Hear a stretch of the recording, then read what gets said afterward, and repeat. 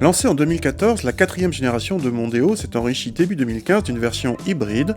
Il ne s'agit pas d'une hybride rechargeable, mais d'une hybride simple, façon Prius, mais avec des moteurs essence et électriques plus puissants. Ford annonce 187 chevaux au total.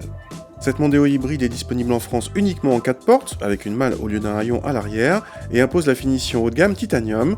Cette version hybride se distingue des Mondeo titanium normales par des pneus à faible résistance au roulement montés sur des jantes de 16 pouces au lieu de 17.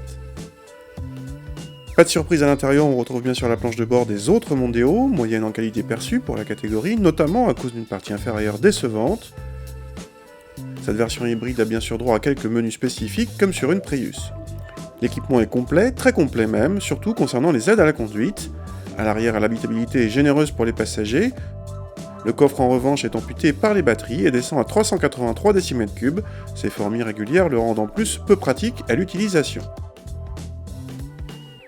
Contact est comme dans une Prius, on démarre à l'électricité seule, en silence, mais comme dans une Prius, le moteur thermique s'allume très vite si ça monte ou avec le pied lourd. L'effet mobilette est aussi présent, mais dans une moindre mesure. La voiture relance suffisamment, même sur autoroute, mais le plus appréciable vient de la partie châssis, agréable avec à la fois un confort soigné via les petites roues de 16 pouces et un dynamisme intact par rapport aux autres Mondeo. Cette hybridation légère, peu coûteuse en poids, laisse en effet notre Mondeo hybride au même poids qu'une TDCi 150. L'intérêt premier d'un modèle hybride vient généralement de la consommation. Sur ce point, commençons par préciser que la Mondeo hybride n'est pas la plus sobre de la gamme selon Ford. La Mondeo TDCi Econetic de 115 chevaux rejette moins de CO2.